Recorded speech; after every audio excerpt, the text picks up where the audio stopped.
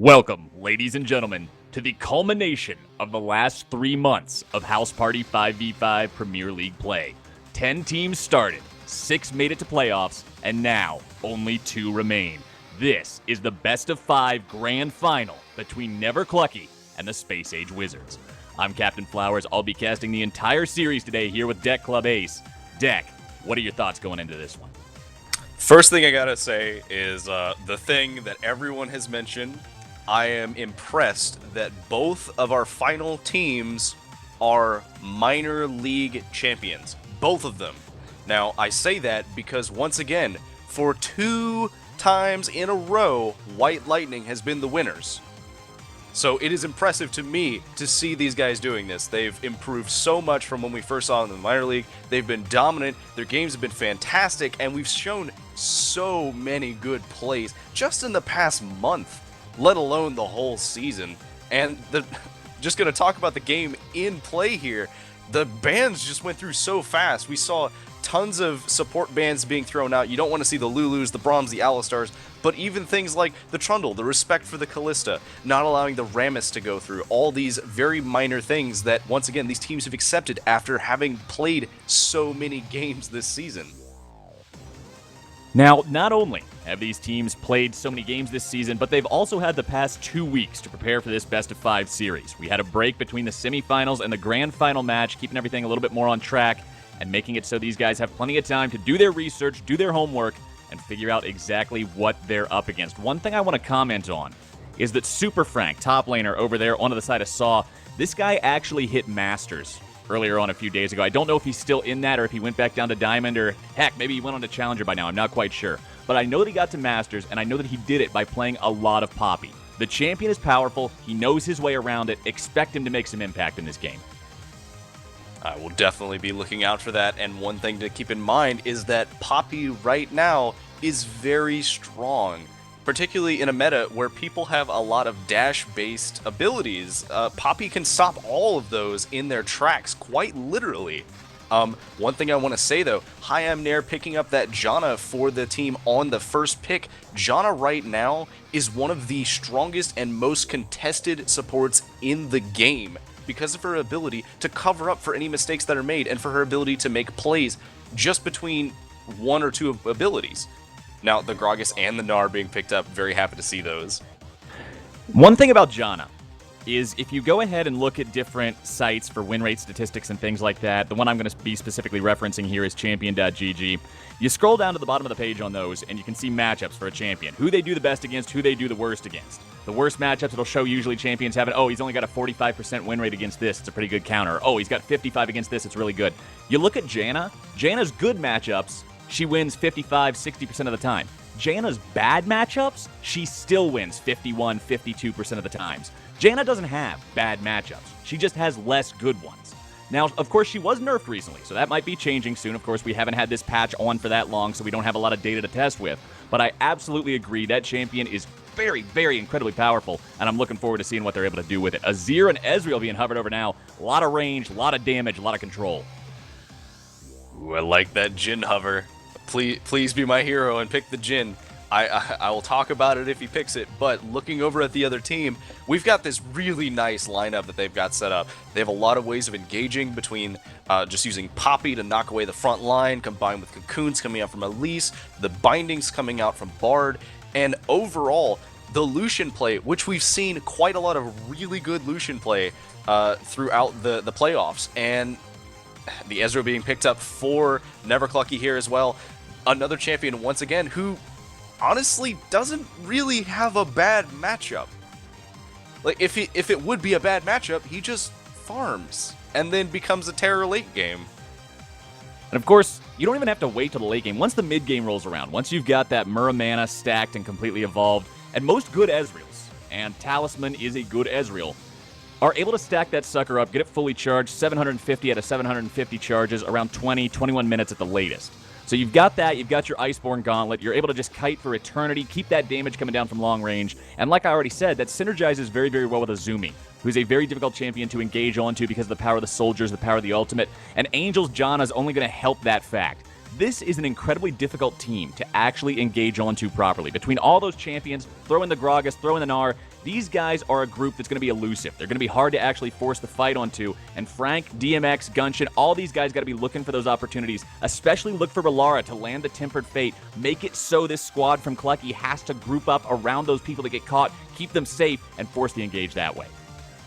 I do want to say, though, coming out from Space Age Wizards here, their team comp is very oriented towards the pick. They want to catch people out and kill them. They've got the very mobile Ahri. They've got the ability to get around with the Bard. They've got Elise, who's really good with early crowd control and mobility with the Spider Form Repel. And overall, it's very interesting because in any other setting, I would say Never Clucky's team comp is ridiculous because not only do they have the ability to engage from quite a long range using the Gragas barrel and everything, they also have the ability to disorient a team fight completely. They don't have to worry about, oh, we used Gragas ult, we have to back off because we can't do it anymore. They have Gragas ult, they have Janna ult, they have Azir's ult, they have Gnar's ult. They have so many ways of just making the team have to reevaluate their positioning. It's going to be a fun one to see, and I'm really looking forward to seeing what Gunshin's able to do on this Ahri as well. Because we talked about how Azumi and Talisman are difficult to get on top of. But Gunshin, of course, on the Ahri, you've got 3 different gap closers, you've got the charm, you've got the damage, you've got that assassination potential. And if Gunshin is able to close that distance, he's able to get past the soldiers, and the Janna tornadoes, and the blinks, and the barrels, and all this stuff that's going to be flying at him like some sort of bullet hell, if he can get past that, he can melt these guys down real quick. Azumi, respecting that, going to go ahead and pick up the cleanse for this game, get out of the cocoons, out of the slams, out of the bindings, out of the charms, out of the everything. He's prepared to get himself away. He knows that CC break is going to be so very valuable against this team. Well, let's hope that he's practiced his shmup a little bit, and we'll see if he's going to manage to pull it out. I do want to say, though, this top lane matchup is going to be really weird because, personally, I haven't actually seen a lot of Poppy versus Gnar that has been one way or the other. It's always whether or not they can manage it in the mid-game, because Poppy is relatively tanky early game. Yes, she doesn't really have a lot of range, but just the small amount of range she gets from her passive plus the shield lets her win and harasses. Gnar, once again, is somebody who was, for the longest time, considered the top laner. You only played things in top lane that could fight Gnar if you weren't playing Gnar. It was the Gnar litmus test. Can this lane against Gnar? Exactly. And I'm curious to see what's going to happen, because Super Frank is obviously comfortable enough into this matchup that he's willing to do it. He's played this Poppy quite a bit, as you mentioned, and whether or not they're going to be able to make it into the mid game remains to be seen. I really want to see it because, once again, I mentioned the Gnar ultimate. I am really expecting Super Frank to knock Gnar away from his team as soon as Gnar tries to Gnar someone to death. And that's one thing that could be extremely deadly in this composition, because if Nerb or Let My Sup Go gets thrown away, if that front line gets removed from the equation, then all of a sudden you've got Azumi and Talisman and Angel. They no longer have that VIP, that Secret Service level protection keeping them safe. They just have to put their juke boots on, start dodging, kiting backwards, and of course those champions are adept at it. But at the same time, you'd much rather have those big, beefy dudes in front of you absorbing all those blows, absorbing the charms, the cocoons, all that good stuff. Stick around, everybody. We're 12 seconds away, and we're about to launch into game number 1 of the best of 5. Stay with us. House Party 5v5. We'll be right back.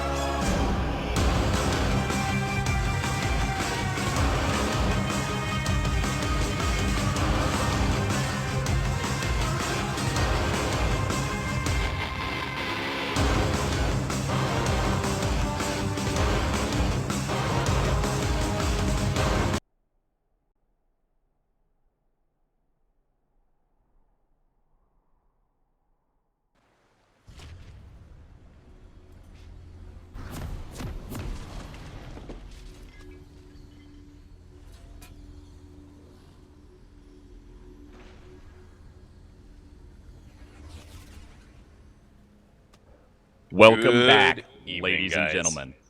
I'm Captain Flowers, here with Deck Club Ace. It's the grand final, House Party 5v5, Premier League, Best of 5, Never Clucky in the blue, Space Age Wizards in the red. And Deck, I don't think it would be House Party 5v5 if we didn't start this one off with a pause. You know, the worst part is that I was just going to comment on how, wow, that was such a short load screen. We never see those in House Party 5v5, and immediately as we get into the game, there is a pause. From what I'm understanding, that is actually Izumi, his client, did have a little bit of an issue loading in, so he is working on getting back in, and there's the pause being undone. Once again, the first game of what I hope to be, I'm not placing my bets yet, but I'm hoping for it to be a full 5 because, let's be honest, I want to squeeze as much awesome potential out of both of these teams as physically possible. Absolutely. This season, we've had some awesome competition here in the Premier League. Last season, and this is not a slight at any of the other teams, last season's Premier League was White Lightning and the 9 teams they mopped the floor with for a season.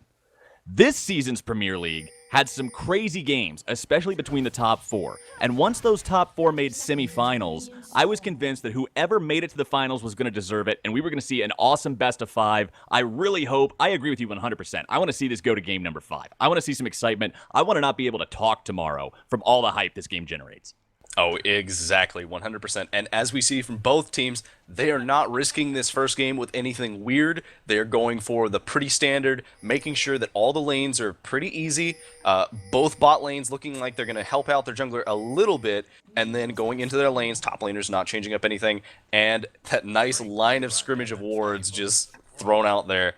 I gotta say, though, that top lane is going to be really interesting because, as I mentioned before, I wasn't sure which one's going to get the win. Super Frank actually started out with a corrupting potion against Gnar, so we'll see if that actually pays off for him.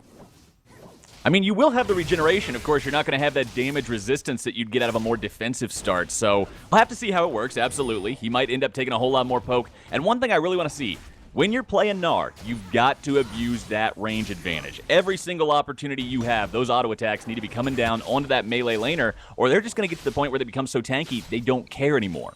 So Super Frank is going to need to be harassed early. Nerb is going to have his aggro shoes on and be looking to abuse that Poppy to make sure he retains lane control. Yeah, one of the big things in top lane is that usually when you're a top laner, you're trying to like rush level 2 to get your like level 2 power spike. If you're Riven, you want to get your stun. If you're like Nasus, you want to get your Wither, all that other stuff. But with Gnar, he doesn't really have a level 2 power spike. So his level 1 is all bullying you and pushing you away and making you scared of him so that when he hits level 2 or 3, he can safely poke you down without any danger. You see a little bit of harassment going on in mid lane. Nothing super big. CS pretty even across the board. Little bit of an issue in the bot lane here, but that wave is pushing towards the tower slowly. Muse and Rolara took control early here in the bottom half of the map. These guys already level 2, their opponent's still level 1, not able to hold a candle to the power of Bard and Lucian level 2 dueling power. Now we see DMX here in the mid lane, sitting on his sneaky little spider web. Might be looking to set something up, but Izumi is so far back, and he's still got the cleanse. Even if they can land something, it's likely not going to turn into much. Cocoon comes out, won't connect on that one. There goes the explosive spider. Not a whole lot coming down. Actually, Gunshin takes more damage from that than Izumi did. I'd actually like to point out, too, that Izumi suspected something was up almost immediately. You could tell because of what he did whenever he stepped over the line. He actually moved closer to the bot side because he figured, okay, oh, Gunshin. Charm's gonna connect. Here comes Let Myself Go, able to find the flash, able to find the body slam, able to find the first blood. That's gonna be Never Clucky getting themselves onto the board first. Only 3.5 minutes into the game. The power of the Fat Man early gank, flash into body slam. That's gonna be all she wrote.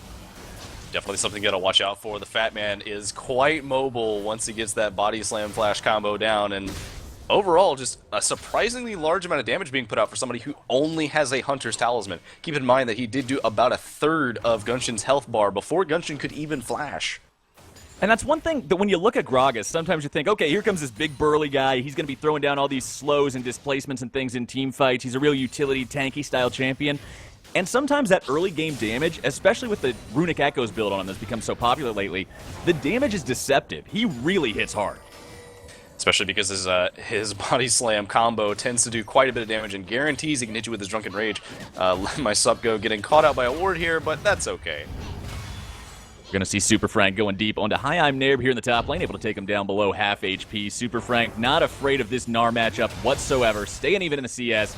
Gunshin won't find that charm onto his opponent, instead only hitting the minion. Here comes Let My Sup Go, looking for yet another ganking success. Flash away from Alara, keeping himself alive for the time being. Here's the exhaust. Here comes the counter gank. Talisman going to be bound up. Cocoon connects. Talisman's in a whole lot of trouble, and that's going to be Space Age Wizards tying this one up 1-1. TP comes in from Nairb. How much further is this one going to go? Nairb, Sup, and Angel all walking themselves away. 4 down here in the bot lane from Space Age Wizards as well. That's going to be TP for TP, 1 kill for 0, as Gunshin's got the charm onto Azumi here in the mid lane. He connects everything after the fact, takes some spears, and walks himself away. Game's tied up 1-1. I am Nairb, of course, going Mega, but not quite being able to stay in lane long enough to get to level 6. He did, however, have a slight level advantage on Super Frank, meaning that, unfortunately, Space Age Wizards couldn't actually push any further for further kills. They potentially could have also gotten maybe S-Angel running out of spells there, but overall, a really impressive counter gang, showing, once again, that these teams are top of the line, right? Space Age Wizards not even blinking at losing an early kill in mid lane.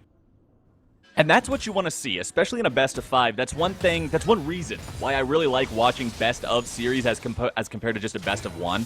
Best of 1, yeah, you know, you still get to see some of the action. Sometimes you got some crazy games. But the mental aspect comes in so much more in these best of series. The way the teams adapt to one another and the way they adapt to winning or losing as well. Whether a team gets overconfident or whether they get tilted or discouraged, that can make a massive difference. Exactly, and watching the positioning of these junglers, both of them consistently hovering near this mid lane, making sure that they do have vision, definitely not wanting to pass it away. I'm now expecting him to be roaming a little bit more because I think he realized he can't actually fight Super Frank in lane. Fighting Poppy's never really a fun experience. The fact that every single defensive stat you build on the champion gets multiplied by the passives in her kit, health through her actual passive, armor and magic resist through the passive aspect on Steadfast Presence, it just means that once she starts building those defenses, once the stack begins, she's just this brick wall that you cannot get through without this absolutely massive effort. A lot of harass coming down in the bot lane, but Muse taking a lot more in response, and overall, just kind of, while they did manage to lose a little bit there, I must say, though, Muse managing to keep quite a lead on Talisman because of constantly pushing this wave into the tower. Ezreal is one of those champions who, once he gets a little bit built, gets a couple points into his Mystic Shot, he can fairly easily farm into the tower, but not while also getting harassed by a Bard and a Lucian. Bard and Lucian have so much harass potential. Bard's kind of like Gragas, in that you sometimes underestimate the damage the champion's able to do early on in the game. DMX going to find Sup go here in his jungle. Sup has the level advantage, but one thing he doesn't have is the mana. DMX able to steal that one away with a Spider Bite into the Smite combination. Here comes the rest of the guys, able to go on that magical journey, get that teammate away to safety. Nairb and Super Frank, 1v1 here in the top half of the map. Once again, DMX looking to go up and over, comes down onto the dragon, scurries himself away. 200 HP, but still 200 enough to walk away from that one. Gunshin trying to find the kill onto Angel, has to dash himself back away. Going to use both Ultimate and Ignite for that one. Orb comes down onto those guys from Never Clucky. They scare him away for the time being, but health bars are low, not just for Clucky, but Saw's hurting too. Muse and Relara both around half HP. DMX too low to really do much with this one. Both sides going to walk away, head back to lane. Crazy skirmishing happening in the bot side jungle all the way to the Dragon Pit, and I gotta say though, props to Super Frank, meanwhile, in the halls of top lane, bullying Hayam Nairb. Azumi Shinichi taking a lot of damage from Gunshin here in the mid lane. Sadly for Gunshin, he used his Ignite earlier trying to find the kill onto Angel. If he would have had it there, he could have potentially found the kill onto Azumi. Instead, Azumi going to walk himself away from that one.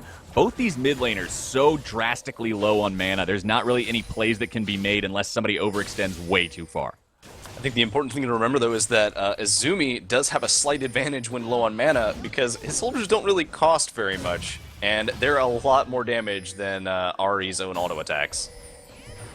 Relara and Muse continuing to keep that foot on the gas pedal here in the bot lane. Look at that CS comparison. In top lane and mid lane, it's pretty much dead even. 5, 4, something like that apart. Let my Sup go. Looking for the gank onto Gunshin. Able to find the flash, able to find the body slam, able to find the ultimate. Goodbye, Gunshin. Sup go does it yet again. And that's going to be death number 2 for the Space Age Wizards mid laner. We talked about the crazy ganking potential of Gragas. One other thing that a lot of people tend to forget is, yes, okay, while he does do a lot of damage, as you mentioned before, Super Frank going to take a lot of damage here, but Hayam Nairb not deciding to go in with that Gnar, probably for the best. But the thing about Gragas is that whenever he uses his Drunken Rage, yes, it does do a lot of damage when he hits you with that big cask, in this case, a big wine bottle, but it also reduces the damage he takes while he's casting it, so it makes him really, really good at tanking tower shots a little bit. 2-1 the overall team score. And look at the fact that even though it's a one-kill game, it's still only a couple hundred gold. That means nobody's building up an advantage passively through better farming or whatever. And like I was talking about before that fight broke out in the mid lane, the farm is pretty even. The top lane's dead even, the jungle's dead even. Mid lane's got a 10 advantage going the way of Azumi, while bot lane is getting bigger and bigger for Muse, almost up to 20 now, a little bit closer to 15. But Muse and Relara have just never stopped their domination here in the bot lane. They have kept Talisman and Angel under the turret the entire time. Right, and a lot of the issue that I think right now that Talisman is having in this bot lane is that because Muse managed to get a kill relatively early on, because of the kill that he got on to Talisman, he was able to come back with a BF sword, which means that his harassing in lane is even stronger than it already was. They were kind of surviving for a while there. They weren't actually like in too much trouble. Gunshin taking a ton of damage there from the Thunderlord's Decree of that soldier. Good charm as he walks himself away, still down to about 40% HP though. And I think you're absolutely right. That's one thing that sometimes players don't fully respect or realize is just how much a build path can influence a champion's ability to do well. More soldiers over the wall, more damage onto Gunshin. DMX is here. That's going to be Azumi having to dash himself away, binding into the wall onto Talisman in the bottom half of the map. So low on mana, even with that tier. Just got to keep farming up as good as he can. It's true, but as chat did notice, that feel whenever you're trying to trade with a Janna under tower, Janna Shield's having a relatively short cooldown and not really costing her a lot of mana, so pretty good at trading. Nerb and Super Frank trading blows back and forth here in the top lane once more. Mega Gnar is not somebody you want to fight toe-to-toe with, even if you're Poppy. Super Frank realizes that, backs himself away. Sup goes here in the mid lane once more. Not looking to make an active gank, instead just he's there in case the enemy jungler shows up. Cask will not land. Gunshin's already used 2 dashes, getting himself away. He'll pop the third as well. On the run, trying to get to the safety of his team, but Nerb and Super Frank both on the way. The Foxfire's aggro the Rift Herald, and the Rift Herald of all things takes him down. That's going to be Gunshin falling. Azumi takes the credit for it, and now Super Frank's the next one on the menu. Let my sup go, looking to chase this one down. Will not be able to do it. Those Foxfires, absolutely disastrous. It's always very betraying when you die to your own spells, particularly whenever... Honestly, he could have avoided that. If he'd walked a little bit further away, he'd have been good. But unfortunately, he didn't. Now, I have to say, props to Space Age Wizards. They are not taking that lying down. Super Frank going to take a ton of damage here, though. I think he's safe. They're not taking it lying down. They are going to lose the Rift Herald, but they're going to exchange it for something that might be a little bit more valuable later. They're going to grab that really early dragon. 3-1 the overall team score in the favor of Never Clucky, but they're still only up 100 gold because their opponents have managed to secure that first turret. They've secured that first dragon. Saw putting a little more attention onto the objectives, using that early lane power in the bot lane to their advantage, taking the turret, taking the drag. So they've got that. They're not falling behind. But the one thing they got to be careful of, the one thing Gunshin's got to be careful of, is exactly all these opportunities that the enemy team's finding to take him down. Let my sup go, responsible for 2 of those kills, almost responsible for the third one. That cast just barely missing. They're putting a lot of attention on him. He's got to respond appropriately, realize he's got this target on his back, and make sure he's not falling victim to it anymore. Definitely, and I think a lot of that is going to come down to once he actually finishes an item and is able to push the wave up a little bit, he might try and roam a little bit more. I think at a certain point, he needs to just give up this mid turret, because he's much better at roaming than Azir is relatively early, simply because he can get around a little bit faster. We're going to see Muse and Relara rotated up here into the top half of the map, looking to put some damage onto this turret. Saw wants to keep up the objective game that they're playing so far, put as much damage onto this as possible. Nerb's not able to do a whole lot in a 1v2, even though he's got the range to try to farm up and stay out of that harassing zone from those two. We'll have to see what he's able to do. Gunshin taking a whole lot of damage here in the mid lane. Has to dash away from the soldiers, and Azumi will walk away happy, grabbing the enemy ultimate. Might be looking for even more soldiers. Dash in, forces the flash away. Gunshin is just not having a good game so far. And Azumi inversely having a fantastic game, repeatedly just dropping that harass down. Definitely not something that you want to be in the way of. Super Frank taking some damage from Let My Sup Go, a lot more than he's expecting. Let My Sup Go, just bullying that top laner around. Gragas half healths him in one combo. And that's not even with Runic Echoes. He's got Cinder Hulk this time around. That's right, he's going for a little bit tankier, realizing that, we've got a lot of damage. I guess I can afford to build a little bit more tank instead. And that's totally working out for him. He can still do a relatively good amount of damage. He does have that Hunter's Potion, letting him have a little bit more sustain. I know that we've given it a lot of, a lot of crap throughout the season. We've definitely peppered it. But it is occasionally good if you are willing to buy it relatively early and give up the item slot that it takes. That being said, I'm waiting for DMX. I know that DMX is capable of making like crazy turnaround plays with jungle ganks, but I'm waiting to see where it's going to be. Because in mid lane, I don't know if it's going to happen. Izumi's really strong right now. I'm expecting it to maybe be onto this talisman here. We'll have to see what he's able to do, because once the team fight phase breaks out, once these guys group up in 5v5s, Let My Sup Go is just going to have more impact in the team fight than DMX is going to be able to. That's what Elise does. She's got this great skirmish potential, this great early game, this great ganking potential, but in 5v5, she just doesn't shine as hard as some other champions do. So Let My Sup Go, not only is he off to a great start, his opponent's kind of fallen behind at the part of the game where he should be ahead. That's right, and he is going to actually toss that cocoon out and not manage to hit anybody with it. I am Nerb going in on Super Frank here, just kind of getting a little bit more harassed before he goes Mega. Throw the boomerang back, will not catch him on that return trip. He's got the wall up, got some more auto attacks, grabs the Undying procking up there, steps on the shield, loses the trade for the time being. There comes both CCs missing onto the zone up Izumi, but it will not matter anyway. Space Age Wizards finally returns the favor for all that attention Clucky's putting in the mid lane. They take down the Emperor, and they find themselves a turret push. I mean, when in doubt, you may as well just throw everything you've got at the mid laner, if he's the one that you're the most scared of at this point, which at this point they do kind of need to be scared of it, because sure, he's not like dominating or anything. Super Frank taking a ton more damage than he's expecting from this Gnar. They're just gonna get away with a nice little dash. But they're not really expecting it to be the way that it is in mid lane, right? So Gunshin has died 3 times, and all 3 of those Izumi has been associated with in some way, shape, or form. So I think they want to relieve a little pressure on Gunshin, and I do applaud Saw for managing to turn it around there. Absolutely. You can't just let your mid laner fall so far behind he's going to be completely irrelevant. Because we're already seeing both of these mid laners, they have a single item completed, a single full item. But now we're seeing the Gunshin approach where he's taking the Boots of Swiftness instead. When you compare it to what Izumi's doing, he's just going for the next big item. He's already got himself that... he's got the Needlessly Large Rod. So he's going for more damage. He's going for more combat potential. Gunshin's going for that movement speed, that extra utility, that ability to stay on top of targets and bring these guys down. And I don't mind that choice. I think that's pretty solid. When you're looking to collapse on the Talisman and Izumi, these highly mobile, slippery, long-range champions, you've got to make sure you're able to close the distance. Well, then you also got to consider the flip side of it, because when you look at Saw's lineup, there's not really much that Izumi can do to get away from it if he doesn't have Flash, if he doesn't have his Emperor's Divide Up. If he doesn't have those available, then he's dead. Boots won't help him. So he wants more damage to make sure that when he is alive, he's going to make sure that if you kill him, you will not be able to do anything else afterwards, assuming you even live the attempt. Well, we'll have to see if the utility over damage choice pays off for him, because right now he's got a little bit of an uphill climb ahead to make sure he's staying relevant in this mid-game as things tend towards that. Dragon's going to be live here for the second time this game in about 30 seconds. We'll have to see if that's worth fighting over. Sometimes you just don't want to fight for it. It'll be Dragon number 2 for Saw, so the turret burn, not exactly the most threatening thing in the world. Still better than Dragon 2 used to be, but if Never Clucky's not confident in that fight, they don't have to take it. The important thing about the turret burn in this scenario is that it gives a little bit more extra damage when trying to siege down a team. And against a team comp like this, you kind of need it, because they have so much wave clear just in the Azir. Just the soldiers can clear through the waves really fast. Let alone a blue build Ezreal who can pop things with Iceborne Gauntlet procs.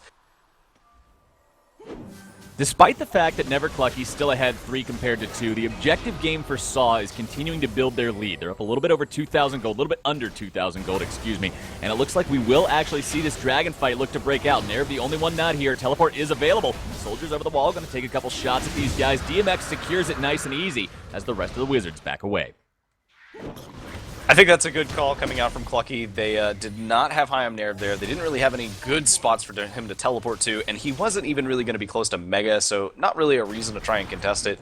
And like you said, the second dragon, while it is definitely valuable compared to its old version of the buff, it is still not worth losing a team fight over it just to get your first dragon. Now, we're talking when it gets to, say, the 5th dragon, or the 4th dragon, then you need to start considering maybe we should probably deal with this, because at that point, you're going to start running into some other problems.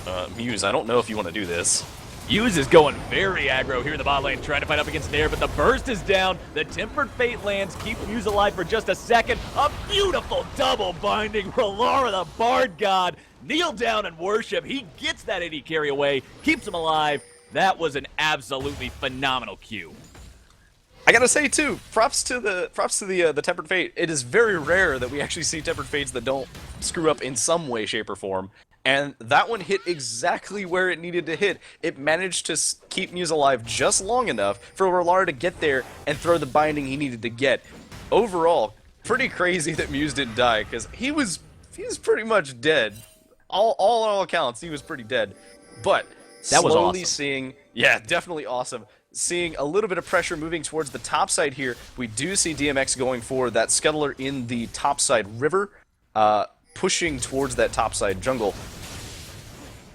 All right, so the real Baron is now alive. Rift Herald's worked himself back into the void. The big purple throw machine is live on the Rift. We'll have to see if anybody wants to go for that one. This is Premier League, not Minor League, so I don't think anybody's got any dreams of 20-something minute Barons anytime soon.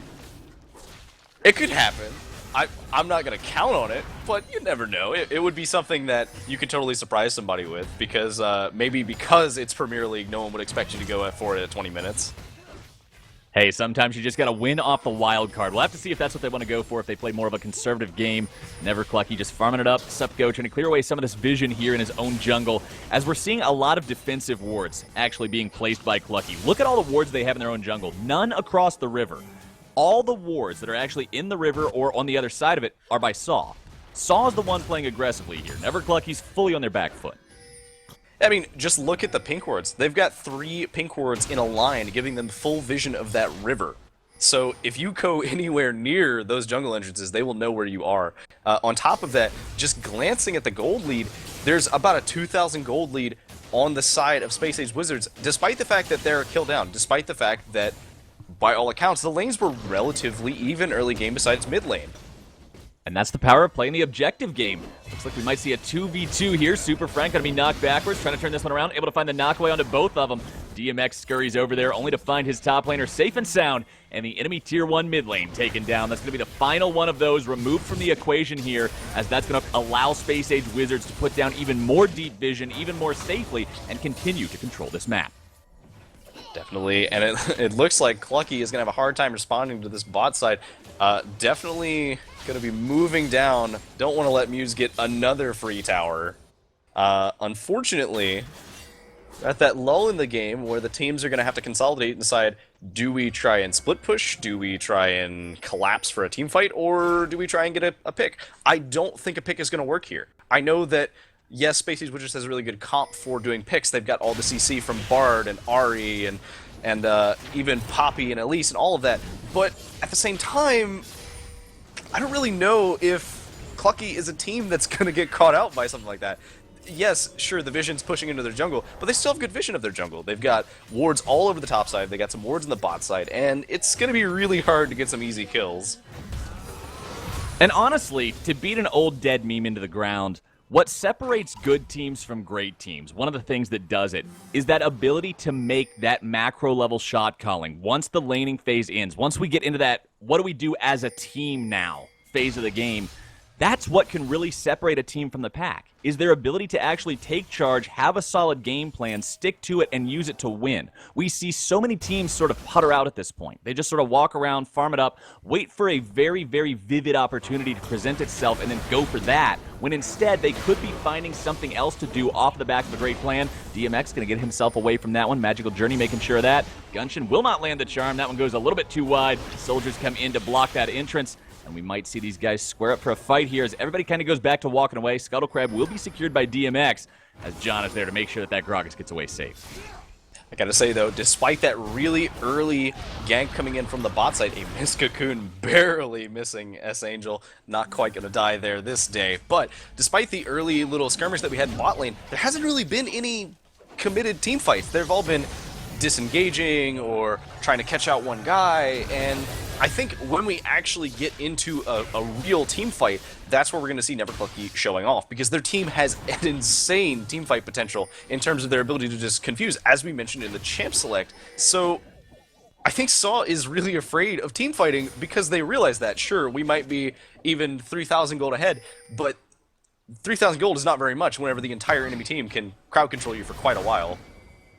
And that's kind of the nature of the game that you get into. When the team that doesn't want to go for the hard engage, when the team that doesn't want to go for the 5v5 is the team that's in charge, a lot of times the games will stall out. because obviously they're trying to avoid that direct fight. If their opponents are saying, okay, let's fight over this, they're just saying, no, we'll back away. We don't want to do that. We're out of here. And it kind of turns into what we're seeing right now, where Saw just rotates around, tries to find opportunities to take a couple pot shots at these turrets. But at the end of the day, they still don't want the fight. Dragon number 3 up and available as Saw looks to take it down before their opponents even have the chance to react. Everybody from Clucky is here. True Shot Barrage already coming down. Gunshin's going to take a little bit of damage off to the side of this one. Here comes Tinford Fate. Let My Step Go trying to get himself in there. Gully comes down. Super Frank's able to find the knockaway on a Talisman. Has Let My Step Go. He's going to be the first one to fall. There comes the Chilling Smite. Here comes the rest of the fight. It's a 5v4. Charm will not connect. Izumi Shinichi over the wall trying to keep himself in a good position to get those soldiers down. Super Frank on top of him. Rolara wants to find the binding, and he's found it. Super Frank's still looking for more. Hammer Shock takes him down. 2 for 0 going the way of Space Age Wizards. Gunshin wants to make it 3. Talisman works his way back into the fight, only to be collapsed on by Super Frank and the rest of the Wizards. Beautiful ultimate coming out from there, but he's not able to get any kills from it. He's not able to find anything. He goes on a magical journey and then gives Rolara a house to the face. DMX almost finds the kill. A little bit more damage would be able to do it, and at the end of the day, ladies and gentlemen, that's going to be a 2 for 1 Space Age Wizards. Unfortunately, that did not quite go the way that Never Clucky wanted.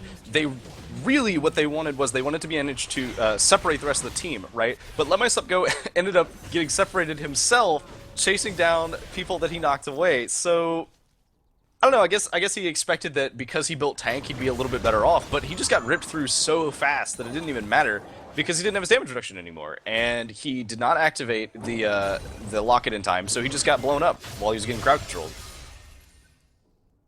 That fight is not something that Space Age Wizards can be too sad about. You went 2 for 1. Yeah, you lost your support. That was a little bit tragic. They thought they would be able to find the collapse into Nairb through the tunnel, and they don't understand exactly how much damage that the Gnar is able to do right there. So Rolara dies, and that was potentially preventable. However, they still grab Dragon number 3. They still win 2 for 1 in the trade, and the Dragon stacking machine is still in full order. 12 minutes from now, they could potentially have Aspect. That's true, and a 38-minute game is not uncommon, especially in the current meta where the game can last for quite a while if you're not willing to try and close it out. I do gotta say though, it's really weird. I just noticed Izumi still has Cleanse. He had Cleanse in that fight, he had his ultimate in that fight, and he didn't use either one of them to try and get away from Poppy. Sometimes in the heat of the moment, you just don't realize exactly what you've got at your disposal. Hopefully next time he will remember to pull that trigger, because that could very well be the difference between life and death. Supko looking to collapse onto these guys. Will not find the ultimate the way he wants it. Instead knocks everyone away. But now Muse is behind enemy lines. He's not where he needs to be. Tempered Fate comes down, blocks the way away. And once again, Rolara trying to save that 80 carry. But this time, I don't think it's going to be enough. Muse trying to back himself away. Nairb's already there. Goodbye, Muse. He finds himself way too deep into that Never Clucky territory. He's going to fall for it, as now the rest of the team looking to catch up. A nice Elise repel to dodge the Meganar ultimate, as now they're looking for even more. DMX goes on a journey. Let My Sup Go trying to chase this one down. Super Frank over the wall. He's able to land the Iceborne Gauntlet, able to land the shield. What else can he do to peel these guys away? It's still a 5v4. There's still no 80 carry for Space Age Wizards, and Clucky is still looking to make something else happen. If you look at the top of your screen, you'll still see Big Fat Zero showing up next to the Dragon and turret count for these guys, and they've got to get objectives eventually. Definitely, and this is a team that, since they don't quite have Izumi back, they won't be able to rip down this tower very quickly. I know that Bluebeard Ezreal is very strong, but he's not that great at taking towers super fast. 28 minutes into this game, and Space Age Wizards is up 4 turrets and 3 dragons compared to, like I just said, 0 and 0 of both. They have been dominating this objective game. Even if they're down a kill, that doesn't matter whatsoever when you're that far ahead in terms of objectives. And Clucky's trying to change that. They're trying to force these guys away. They're trying to make the play happen. A beautiful, steadfast presence from Super Frank. He's going to knock Supko into the wall. The Azir turret has been raised. Super Frank's going to die 1 for 1. Sup for Super. Where else is the fight going to go? Nobody going to die now. The Space Age Wizards back themselves away. The Azir turret commands that kind of respect. Gunshin will not find the charm over the wall.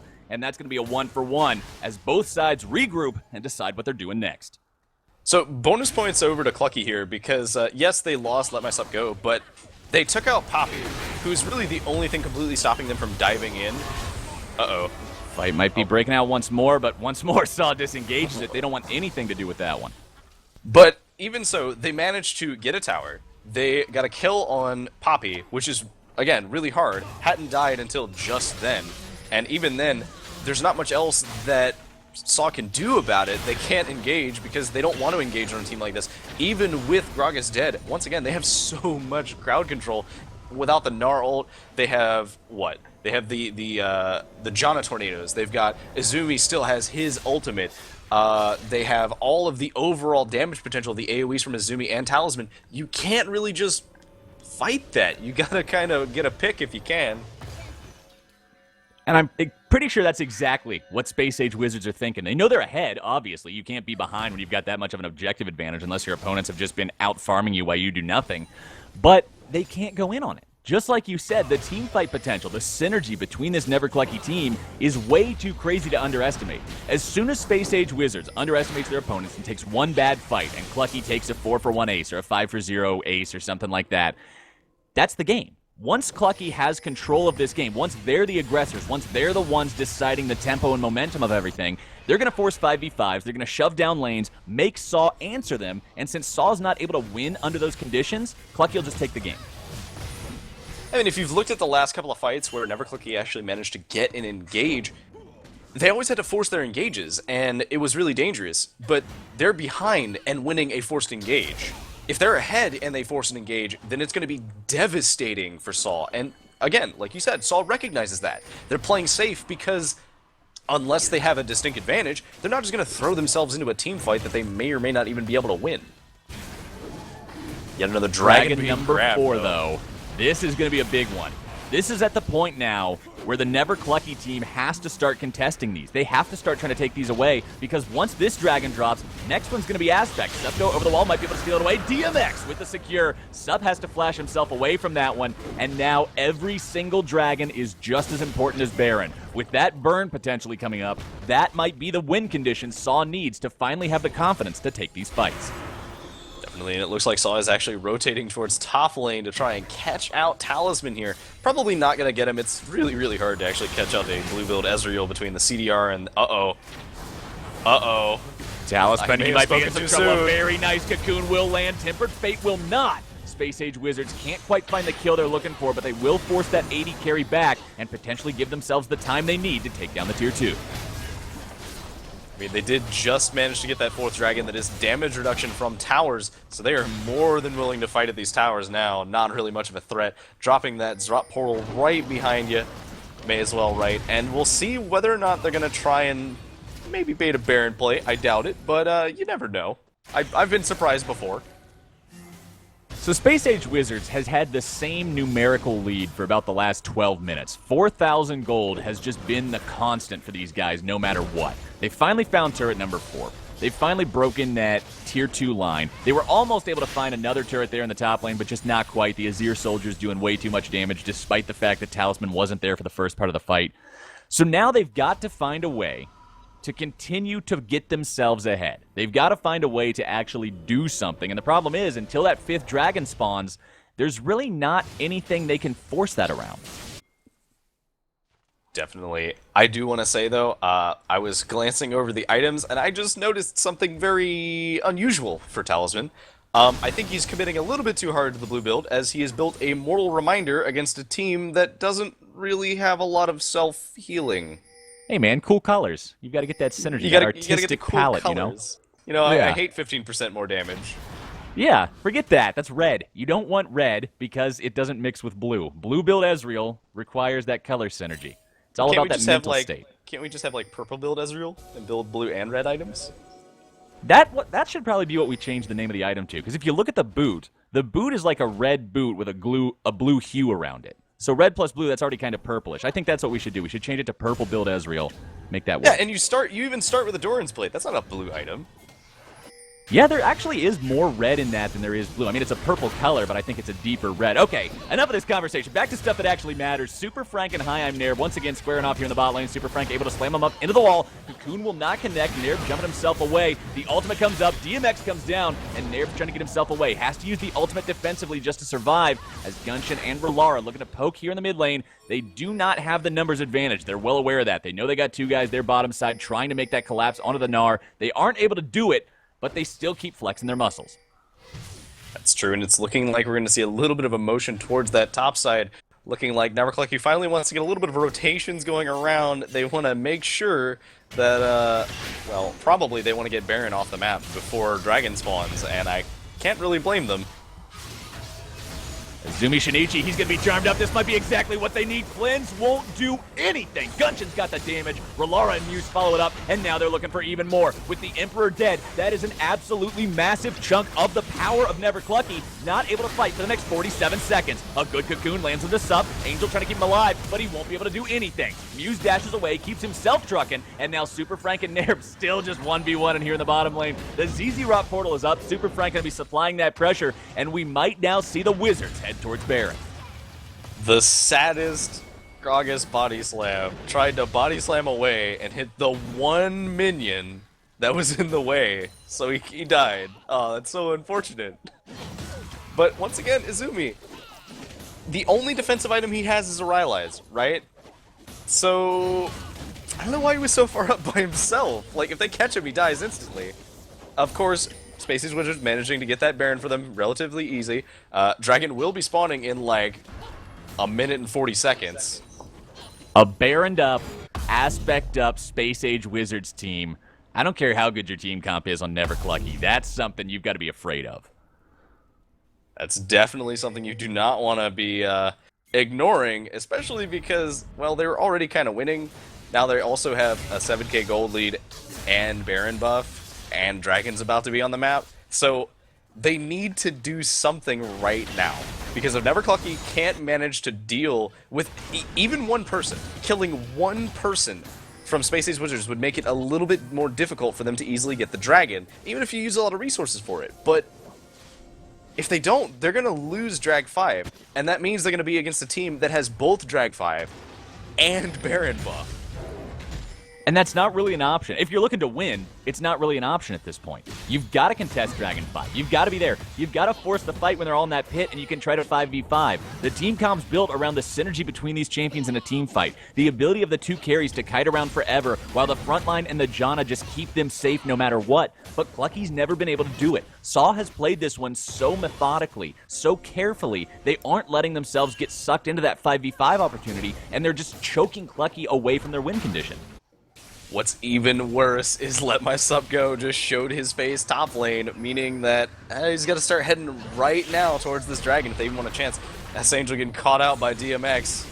Gunshin over the wall, won't quite be able to find the charm. Still a lot of damage coming down. Tempered Fate won't be there, but Angel's gonna go to heaven. Muse takes him down. 8-6 now. Space Age Wizards has themselves the kill advantage. They've got themselves the Dragon positioning. They've got Super Frank in the top lane who's not willing to quit against Nerb. He's gonna keep that push alive. Somebody from this Never Clucky team has to try to stop him. Somebody's got to try to stop the Dragon. There's just no answer. There's the aspect, and here comes the pain train. Super Frank continuing the push. They've still got Baron buff. They've got the aspect. They've got the opportunity, and here comes the push.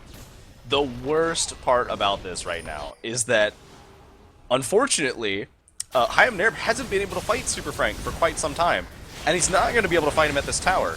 And with the double bonuses from Aspect of the Dragon, that means he gets 40% damage reduction from towers. That means he gets a ton of burn damage onto the towers. He gets so much bonus AD, and I don't really know if there's anything that they can do to stop this. They're going to lose the top inhibitor 100%. Like, this is gone. Oh, absolutely. Everything is just going to complete hell for Never Clucky until Azumi takes down Muse just like that. Muse not quite respecting the damage he might be taking from the Emperor. Going to drop on that one. Super Frank and Sup go into the 1v1 here, the top half of the map. Hayam Nerb is nearby. Might be looking to collapse onto this one. But even in a 2v1, you're still trying to kill a Poppy, and it's still an incredibly difficult task. Super Frank going to drop those hammer shocks. He's got his little voidlings there to try to buy some time, maybe intercept some body slams. Nerb's here, won't land the house. Here comes that steadfast presence, keeping Poppy fast, keeping her safe from the dashes. Supko trying to get himself away. Angel is here, Azumi making his way through the jungle as well. Saw might be trying to collapse on this one. Instead, they're just positioning these guys nearby in case their opponents look to force the fight onto Poppy. A forced fight onto a Poppy that you're not able to immediately kill is a fight that Poppy's team can immediately turn around. Gunshin over the wall, looking for the charm. If he can find it, will not land that one, and the Wizards have to back away. Props to Super Frank for giving us the Wily Coyote of Keeper's Verdicts. Talisman using that delicious Arcane Shift, trying to get a little bit of range on to slow, and then as he lands, getting knocked away. And of Space course, Age Wizards, they're up 10,000 gold now. And granted, because Muse died, they kind of lost their opportunity to push any further. They lost their opportunity to really choke their opponents out of the game. But they've still got the aspect buff for a little bit longer.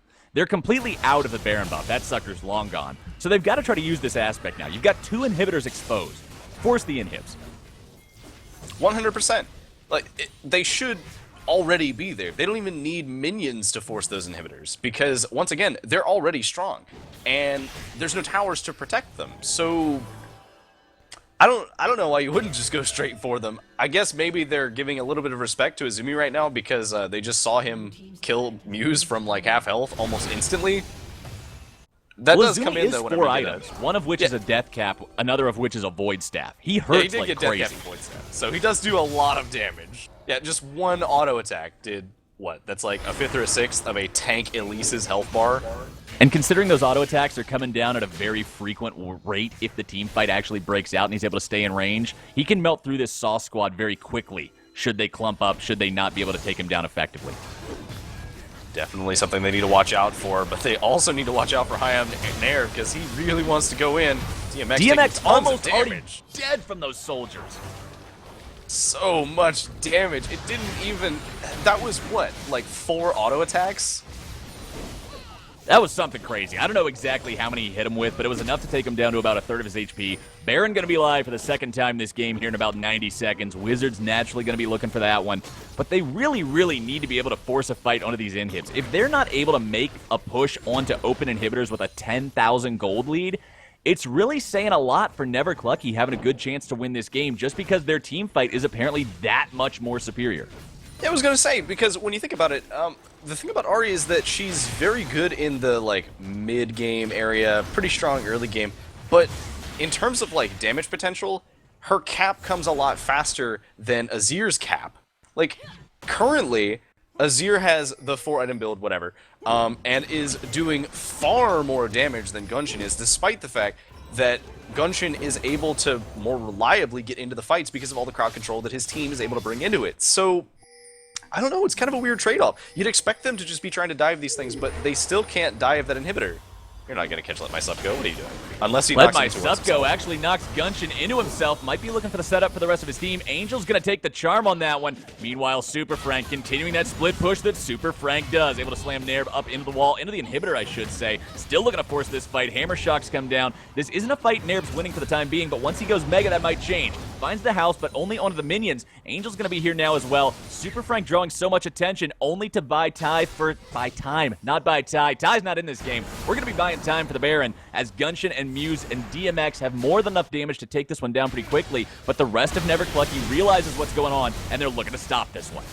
Who knows, with a name like Super Frank, maybe he wears a tie when he's playing League. I don't know. I'm not going to judge Absolutely, you might see that happen. Super Frank, it sounds pretty professional. Let My Sup Go, able to find the body slam onto Relara, who's taking it incredibly low. Blue team takes Baron Nashor. Let My Sup Go with the amazing smite steal, and this might be the turn that Clucky's looking for. Space Age Wizards have to hoof it out of there, and that steal might just be the turn that defines this game.